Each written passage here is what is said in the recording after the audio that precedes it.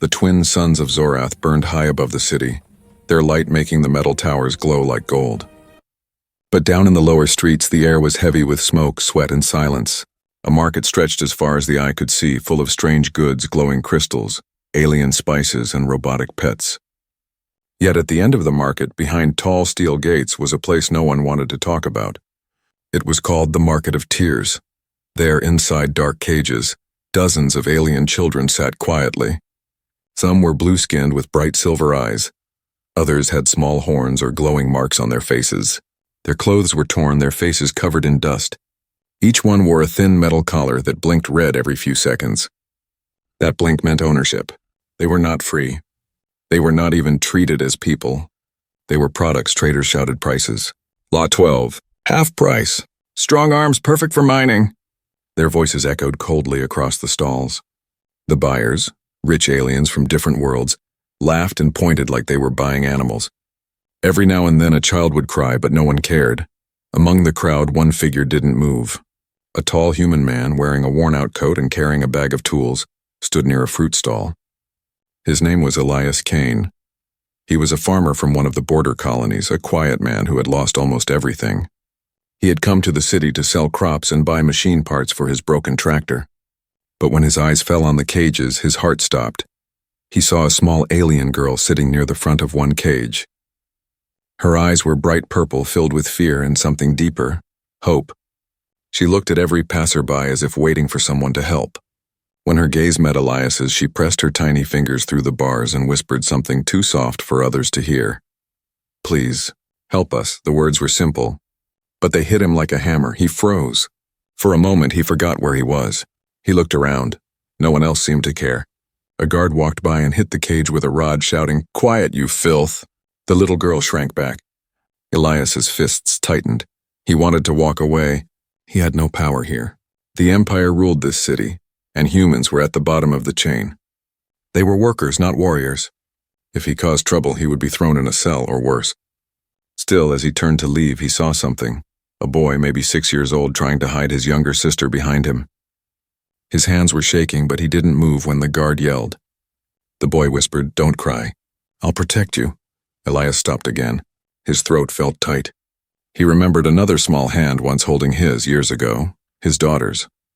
She had been the same age before the war took her. He blinked, fighting the ache that returned to his chest. The smell of oil and blood filled his nose. Somewhere nearby, a merchant shouted, "Next lot, purebred Ziri twins."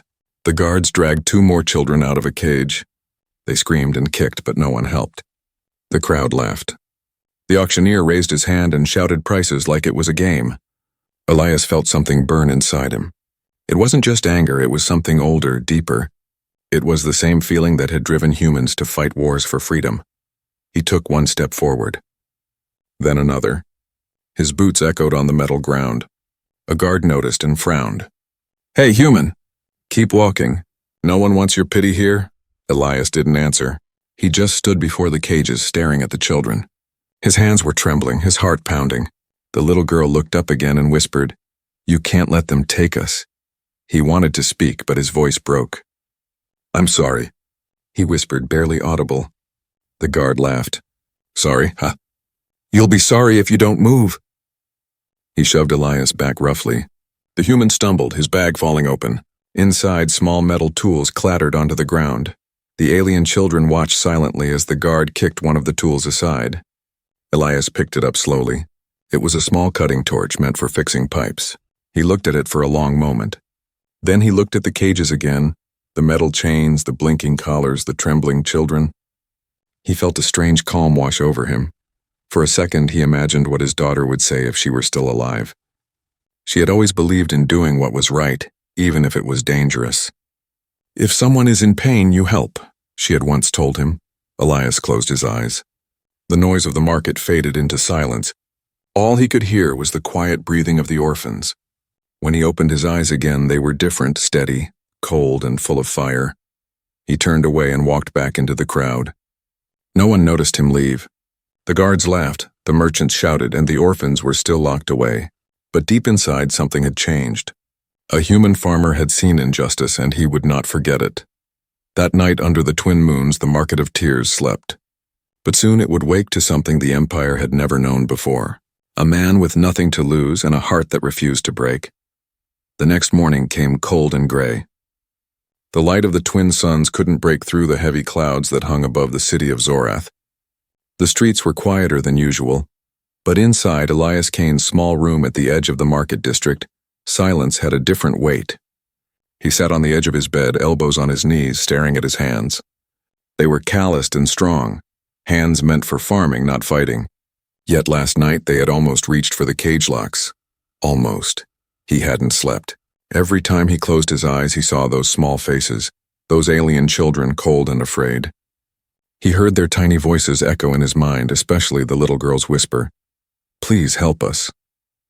It replayed like a broken tune, cutting deeper each time. He rubbed his face, trying to forget. "They're not my problem," he muttered to himself. "I'm just one man. I can't fight an empire." But another voice answered him inside his head. His daughter's voice. "If someone's hurting, you help them, Dad. That's what you told me." He stood up sharply and walked to the window. Outside, he saw the same market. Bright banners, trading ships landing, people laughing. Everything looked normal. But beneath it, he could feel the wrongness. The market of tears was still open. The cages were still there. The orphans were still waiting. He clenched his jaw. "No," he whispered. "I can't walk away." Elias picked up his coat, stuffed a few tools into his bag, and stepped outside. The air was thick with dust from the ships. He walked fast, head down, avoiding the eyes of the alien guards. He didn't have a plan. He just knew he had to see them again.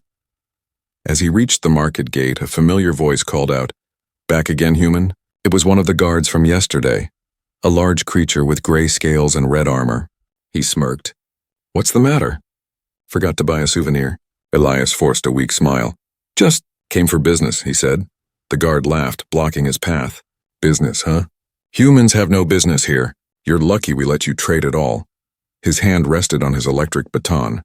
Elias nodded, pretending to back off, but his eyes darted toward the cages. The same children were there, smaller now under the shadow of fear. The little purple-eyed girl was still watching him. When their eyes met again, her lips moved, whispering the same word. "Please." Something broke inside him. He turned sharply toward the guard and asked, "What happens to them after the sale?" The guard looked amused. "Depends on who buys them. Mines, labs, maybe entertainment houses. Doesn't matter. They won't live long. But it's good business." Elias's stomach twisted. "They're children," he said softly. The guard shrugged. "So what? The Empire doesn't care. Weak things are meant to serve the strong." Elias stared at him for a long second, then stepped closer. "You ever had a child?" he asked quietly. The guard frowned. "What? A child?" Elias repeated. "Someone who looks at you like you're their whole world. Someone who trusts you to protect them." The guard growled. "Watch your tongue, human." But Elias didn't stop. His voice trembled but grew stronger with every word. "Because if you had, maybe you'd understand. Maybe you wouldn't stand here laughing while children are sold like animals." The guard's face twisted with anger. He shoved Elias hard, knocking him to the ground. "Get lost before I break you." Elias got up slowly, brushing off the dust. He didn't fight back, not yet. He simply looked at the guard, memorizing his face. Then he turned and walked away, but not toward home.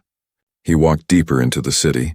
He passed through alleys where shadows moved and whispers followed. He found a workshop, an old one hidden behind metal walls and half-broken signs. The owner, a human mechanic named Mara, looked up in surprise. "Elias? Haven't seen you since the border farms went under. What are you doing here?" "I need your help," he said. "With what?" Elias looked her in the eyes. "To break chains," Mara frowned. "You're crazy. That's suicide. Those aren't farm fences, Elias. They're imperial locks. If they catch you, they'll kill me," he said calmly. "I know," she sighed, shaking her head. "You've lost your mind." "Maybe," Elias said, his voice steady. "But I've already lost everything else."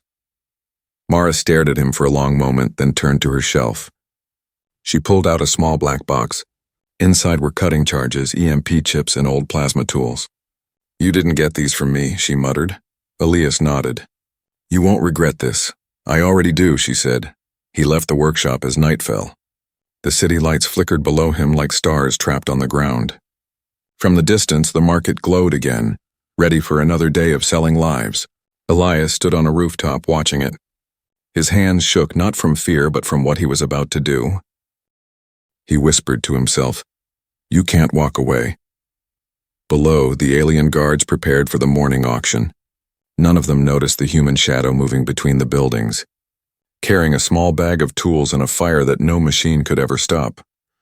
The market of tears would open again tomorrow, but something was different now. Somewhere in the darkness, a farmer had chosen his side, and for the first time in years, the Empire was about to feel fear. The morning began like every other in the Empire's capital, bright, loud, and cruel. Banners of the Emperor's symbol fluttered across the market square. Traders shouted prices, nobles laughed, and the guards stood tall with weapons shining under the suns. But hidden among the crowd, behind a group of merchants, a lone man waited, Elias Kane. His face was calm, but his heart was a storm. He had spent the night preparing. The bag he carried looked simple, but inside were the tools Mara had given him. Tiny EMP charges, an old plasma cutter, and a few smoke capsules made from farm chemicals. He had one plan, one goal, and no second chance. He wasn't sure if he'd live to see another sunrise, but that didn't matter anymore. The only thing that mattered was freeing those children. As the clock struck 10, the auction began. The crowd gathered around a large metal platform. The announcer, a tall alien with golden skin and a voice that echoed through the speakers, shouted, "Welcome, noble buyers. Today the Empire presents its finest collection of young workers, trained, obedient, and loyal." Chains rattled as guards dragged the children onto the stage. The orphans stood close together, their collars glowing red, fear in their eyes. The little purple-eyed girl was among them, holding her brother's hand tightly. Her small fingers trembled, but she stood straight, brave in front of the crowd. Elias's chest tightened when he saw her. The announcer continued, "Lot 1-2 Ziri siblings. Strong genetics, rare species, perfect for private service or experimentation." The crowd roared with excitement. Bids started flying, credits, jewels, even ships. Each shout made Elias's hands shake harder. His blood boiled. Every sound of laughter felt like a hammer striking his soul. Then a guard stepped forward and hit the boy with a rod to make him stand straighter. The child fell to his knees, crying softly. The little girl shouted, "Stop! Please stop." Her voice was high and full of terror. The guard smirked and raised his rod again. That was the moment Elias moved. He pushed through the crowd, fast and silent. The first smoke capsule rolled from his hand, landing near the stage. A soft hiss followed. Then a wave of thick gray smoke exploded outward. The crowd screamed and scattered. The guard shouted, "Attack! Attack!" But they couldn't see clearly through the chaos. Elias jumped onto the platform. The children gasped when they saw him. "It's you," the purple-eyed girl whispered. He nodded quickly, pulling out his plasma cutter. "Stay close to me." Sparks flew as the first chain melted away. The air filled with the smell of burning metal.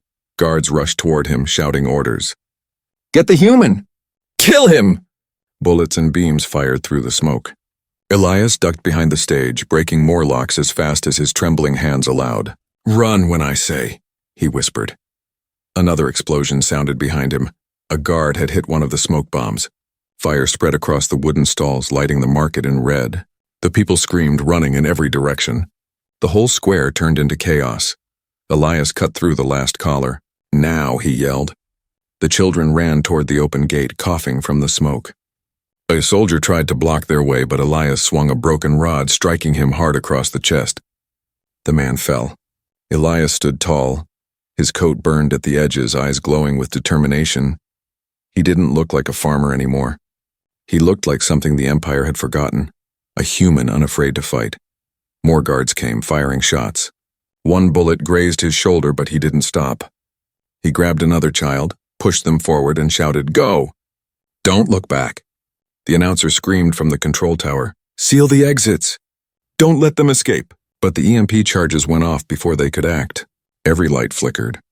The power grid shorted out. The collars around the children's necks blinked once, then turned off forever. Elias stood on the burning stage, breathing heavily. He looked around at the chaos, guards fighting smoke, people screaming, alarms blaring. He raised his voice and shouted, "You will not touch them again." For a moment it felt like the entire market froze. Even through the smoke and fire, everyone saw him, a human standing against the might of the Empire. The children ran into the side streets, disappearing into the city's maze. A guard tackled Elias from behind, slamming him to the ground. His head hit the metal floor and his vision blurred. More soldiers surrounded him, their weapons aimed. The announcer walked forward, furious, his voice shaking. "You fool. You think you can fight the Empire?" Elias looked up, blood on his lips, and whispered, "I don't need to fight it, just to show it what mercy looks like." Then everything went black. When the smoke cleared hours later, the cages were empty. The orphans were gone. The Empire had lost more than slaves that day. It had lost control of fear. Whispers began spreading through the crowd, through the city, through every channel, about a human who broke chains with his bare hands. Some called him a criminal. Others called him insane. But to the children who escaped, he was something else. He was the chain breaker. When Elias woke, everything hurt. His head pounded, his back burned, and the cold metal floor beneath him felt like ice. He tried to move, but thick iron cuffs bound his wrists and ankles. The air smelled of oil, blood, and fear. Dim light flickered above, revealing the walls of a prison cell. Gray, silent, and endless.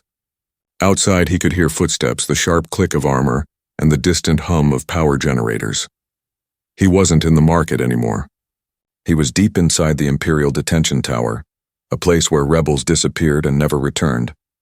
Elias blinked, his vision slowly clearing. His mind rushed back to the chaos, the fire, the smoke, the children running free. A small smile touched his cracked lips. They escaped. That thought gave him strength. The door slid open with a harsh metallic hiss. 2 guards entered, their faces hidden behind helmets. Between them walked a tall alien in dark robes, the Imperial Warden.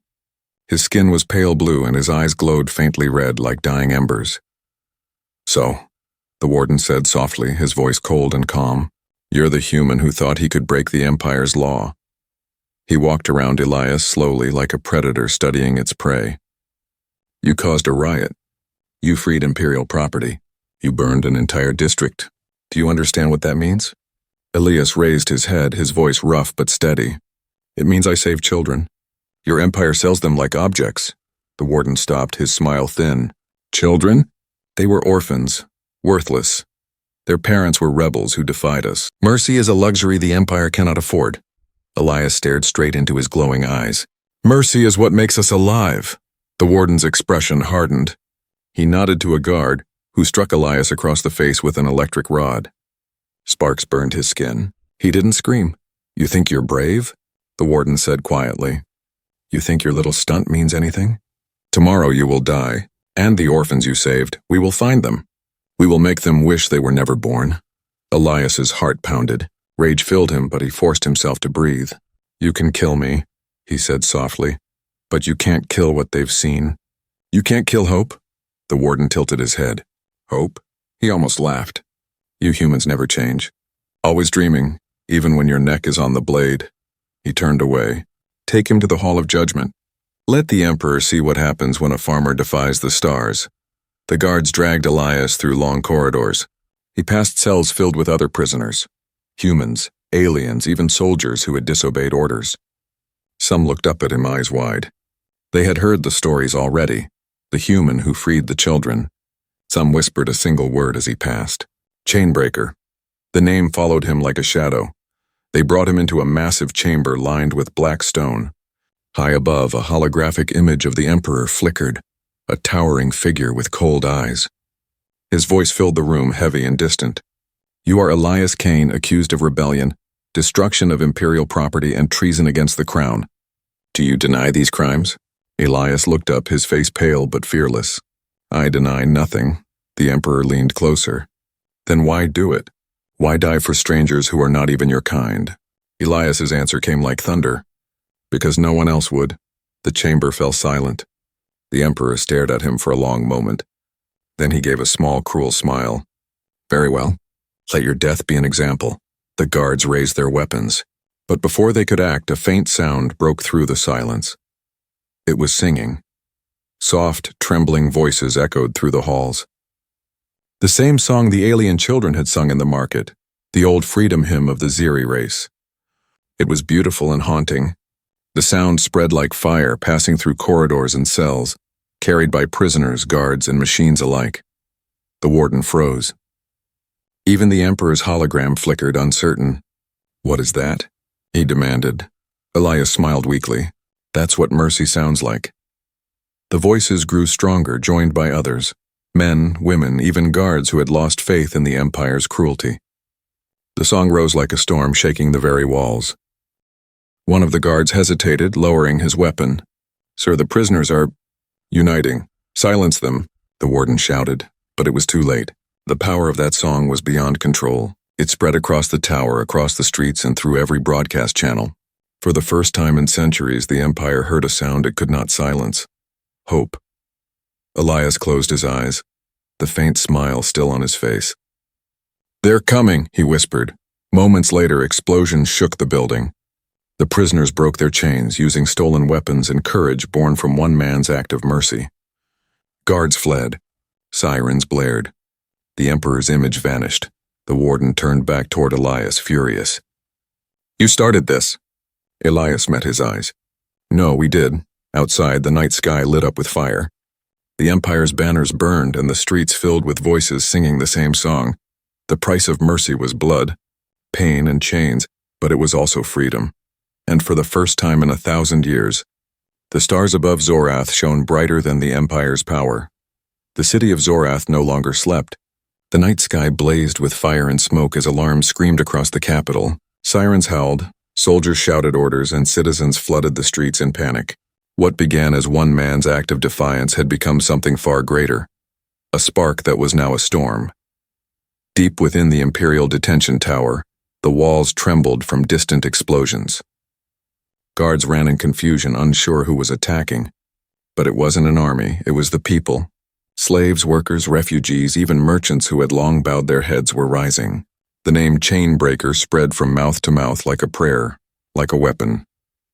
In the chaos, Elias Kane lay half-conscious in his cell. His wrists were still bound, his body bruised, but his spirit burned brighter than ever. He could hear the rumble of rebellion echoing through the halls. The song of the children still lingered in the air, faint but unstoppable.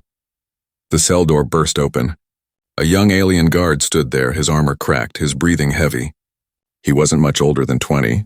His hands trembled as he pointed a blaster toward Elias, then slowly lowered it. "You're him," the guard whispered. "The human from the market." Elias struggled to lift his head. "If you've come to finish me, get it over with." The guard shook his head quickly. "No, I've come to free you. My sister was one of the children you saved." He pulled out a keycard, his eyes filled with guilt and gratitude. "I can't let them kill you. Not after what you did." The cuffs clicked open. Elias's wrists dropped free, raw and bleeding. He looked at the young guard and said softly, "You don't have to do this, son." "Yes, I do," the guard replied.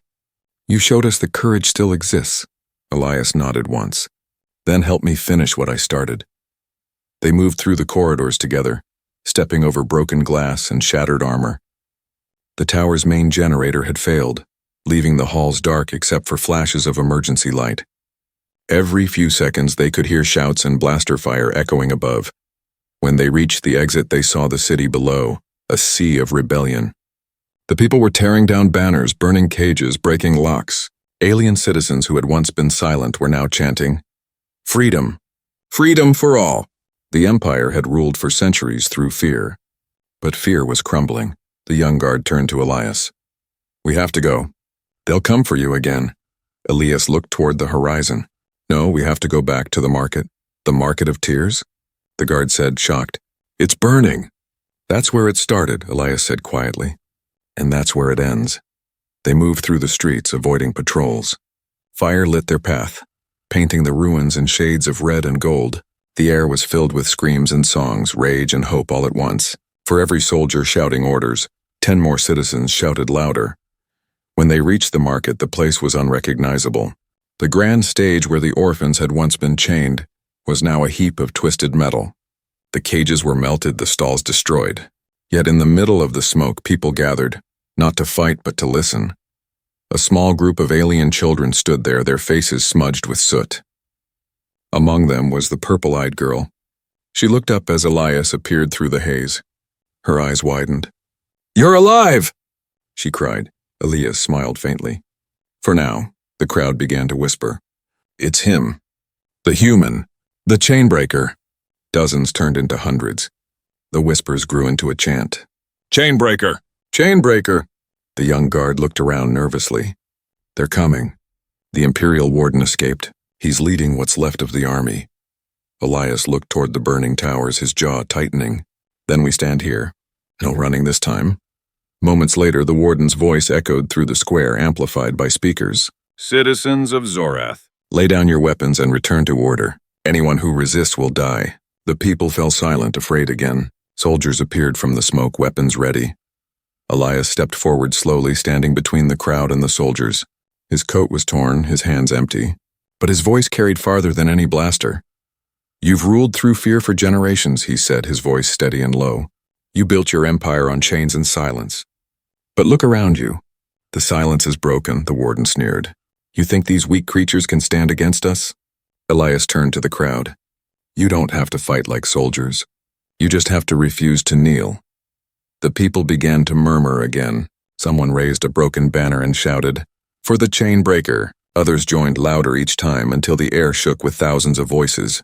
For the Chainbreaker! For freedom! The soldiers hesitated. Some lowered their weapons. Some even threw them aside. The warden screamed, "Traitors! All of you?" But the tide had turned. Elias took a step closer to him.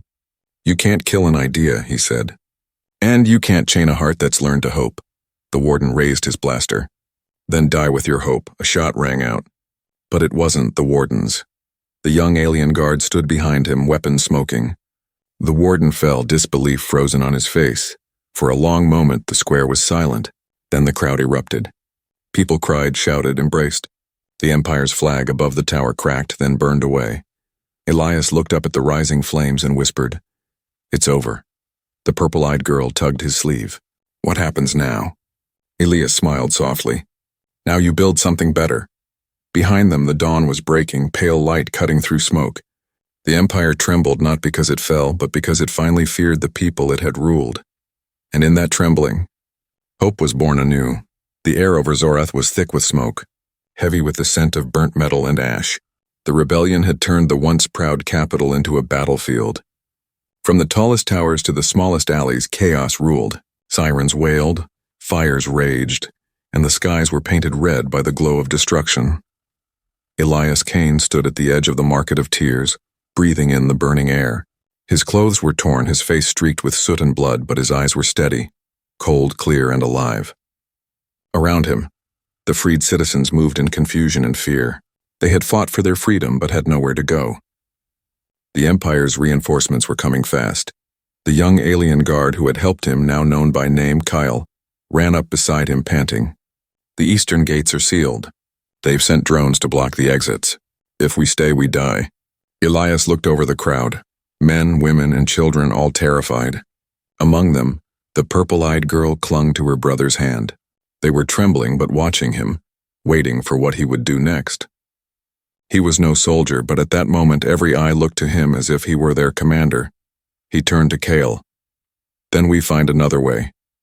"There's no other way," Kale shouted over the noise. "The whole district's locked down. The Empire will flatten this place." Elias's gaze drifted to the horizon, where the industrial smog covered the stars. He remembered the tunnels, the old maintenance shafts that ran beneath the market. He'd seen the grates during his first visit. "There is one way," he said. Kale frowned. "You mean the undercity tunnels? They haven't been used in years. They'll collapse." Elias picked up a fallen flagpole and broke off the Imperial emblem. "Then we move fast before they fall on us." The crowd followed as he led them toward the ruins of the market square. Flames licked at the broken stalls, but Elias didn't slow down. He kicked aside debris, searching the ground until he found a half-buried grate. With Kale's help, he pried it open. A foul gust of air rose from below. It smelled like rust and centuries of decay. He turned to the people behind him. "Down there," he said. One by one, fear filled their eyes. "It's dark," someone whispered. "What if it's a trap?" Elias looked back at them, voice calm and strong. "It's freedom or death, choose." For a heartbeat, no one moved. Then the purple-eyed girl stepped forward, gripping her brother's hand tightly. "We'll go," she said softly. Her small voice carried like thunder. Elias nodded. "Good girl. Lead the way." One by one, they climbed into the tunnels. The metal ladder groaned under their weight, but it held. Elias went last, sealing the grate behind him. The light from the fire above faded, replaced by total darkness. The tunnel was narrow and hot, the air filled with dust. Cale lit a dim blue lamp from his belt. Shadows danced across the rough walls. The sound of running feet and frightened breathing echoed through the endless passage. Elias walked near the front, guiding the group. "Stay quiet," he whispered. "The sound carries." They moved for what felt like hours. The tunnel twisted and turned, sometimes narrowing so tight they had to crawl. Twice they heard explosions above, whole buildings collapsing. Once the ceiling cracked, sending dust and stones raining down. Cale flinched. "We won't make it if this keeps up." Elias glanced back at the children. The purple-eyed girl smiled weakly, her face streaked with grime but glowing with courage. "We'll make it," he said. "We have to." At last they reached a heavy hatch. Elias pressed his ear to it, silence. He pushed it open slowly, revealing the outside world. The cool night air hit them like a blessing. They were at the edge of the city near the old farms where the Empire's reach was weaker. The stars stretched across the sky, clearer now that the smoke was far behind them. For the first time, the freed citizens could breathe. Some fell to their knees, crying softly. Cale turned to Elias. "We did it. You saved them." Elias looked out at the horizon where the city still burned. "No," he said quietly. "We saved them. But the Empire won't stop. They'll come again." Cale nodded grimly. "Then we keep fighting?" Elias looked at the children huddled together, the smallest ones sleeping against their siblings. "No, they'll fight. But not with guns. With memory. With hope." The purple-eyed girl looked up at him. "Will you come with us?" Elias smiled, though his eyes looked distant. "For a while," he said. "Until you can stand without me." As dawn began to rise, painting the sky in silver and blue, the group started walking across the barren plains. Behind them, the city of Zorath still burned, a reminder of what they had escaped and what they had begun. The Empire would send armies. They would rebuild their walls. But they would never erase the story that now spread through the stars, of a human who broke chains, led children through fire, and gave hope to a world that had forgotten how to dream. And somewhere in the ashes of the Market of Tears, a single phrase was carved into the stone by trembling hands. "Freedom begins with one who refuses to kneel." The sun rose slowly over the broken skyline of Zorath, its light struggling through the smoke that still curled above the ruins. The city was quiet now, too quiet. Where once stood proud towers and banners of the Empire, only ashes and twisted metal remained. The fires of rebellion had burned through the night, and as dawn touched the world, the Empire's capital lay wounded but alive in a new way. Far beyond the city walls, across the barren plains, a small caravan moved through the soft golden dust. There were no ships, no machines, only tired feet and determination. The group was made up of the same people who had escaped the Market of Tears, alien orphans, freed workers, and those who had once been called slaves. Leading them was Elias Kane, the human who had lit the spark that tore the Empire apart. His coat was torn, his hands bandaged, and his face was pale with exhaustion. But his eyes still burned with the same quiet fire that had made soldiers hesitate and kings tremble. The children followed close behind him, especially the purple-eyed girl and her younger brother. They had stopped crying days ago. Now they looked at the world with something new, hope. "Are we safe now?" the boy asked softly. Elias looked out at the horizon where distant smoke still rose. "Not yet," he said. "But we're free. That's a start." Kyle, the young alien guard who had helped him, walked beside them. His armor was gone, replaced by a rough cloak. "The Empire will rebuild," he warned quietly. "They always do." Elias nodded. "Then we rebuild faster, with better hearts." For a while they walked in silence, the wind whispering across the dry fields. In the distance, mountains shimmered under the sunlight. That was where they were heading, beyond the Empire's reach, toward old colonies where free people could start again. As they traveled, more refugees joined them. Families, workers, even soldiers who had thrown down their weapons. Each one carried a story of rebellion. Each one spoke of the man who broke the chains. "Did you see him?" someone asked another. "The human who stood in fire? They say he faced the warden with nothing but his hands. They say he didn't die because legends can't die." Elias heard their whispers but said nothing. He didn't feel like a legend. He felt like a man who had lost too much and simply refused to lose more. That night, as they camped beneath the stars, the children gathered around the fire. The purple-eyed girl sat beside Elias, her small hands resting on her knees. "They keep calling you something," she said quietly. "The Chainbreaker. Do you like that name?" Elias smiled faintly, watching the flames dance. "Doesn't matter what they call me," he said. "What matters is what you become after this." The girl tilted her head. "What should I become?" He looked at her, truly looked, and saw not fear anymore but light. "Free," he said softly. "That's all. Free to be kind in a world that forgot kindness." The night passed in peace, but when dawn came again, the silence was broken by a sound, a distant rumble from the direction of the city. Cale climbed a small hill and looked back. Imperial ships were rising from the smoke, black against the brightening sky. "They're coming," he said, voice tight. Elias stood slowly, his joints stiff from sleep. He looked at the frightened faces around him, the children, the refugees, the wounded, and felt the same fire rise again. "Then we keep moving," he said. "They can't catch all of us." "Not anymore," Cale frowned. "And you?" Elias looked at the children. "I'll stay behind a while. Buy you time." The purple-eyed girl shook her head fiercely. "No, you can't." He knelt before her, placing a gentle hand on her shoulder. "Hey," he said softly, "I'm just a farmer, remember? I plant things. And sometimes to grow something beautiful you have to stay behind and guard the soil." Her lips trembled. "You'll come back?" Elias smiled, though tears glimmered in his eyes. "One day," he said. "But even if I don't, remember, freedom doesn't need me to live. It needs you." He stood, handed Cale his old satchel of tools, and turned toward the burning horizon. The group watched as he walked away, one man against the Empire's army. When he reached the hilltop, he looked back one last time. The wind caught his coat, making it flutter like a banner. "Go!" he shouted. "Live free." And then he disappeared into the smoke. Hours later, the Empire's soldiers found the hill. They found no man, only the broken flag of the Empire planted in the dirt. And beneath it, carved into stone with a blade's edge, were words that would outlive them all. Mercy is strength. Hope is rebellion. Freedom is human. Decades passed. The Empire fell, rebuilt, and fell again. But across the stars, in colonies and cities, statues were raised not for kings or conquerors, but for a man with a simple farmer's coat. Children in alien schools learned his name. Songs were written in 100 tongues about the day a human broke the chains of the universe. Some said he died that morning on the hill. Others swore he lived among the stars, still watching over the lost. But no one ever forgot what he taught, that even in the darkest places, one act of mercy could burn brighter than 1,000 suns. And so the legend of the Chainbreaker lived on, not as a story of war, but as a promise that humanity's heart could change the stars forever.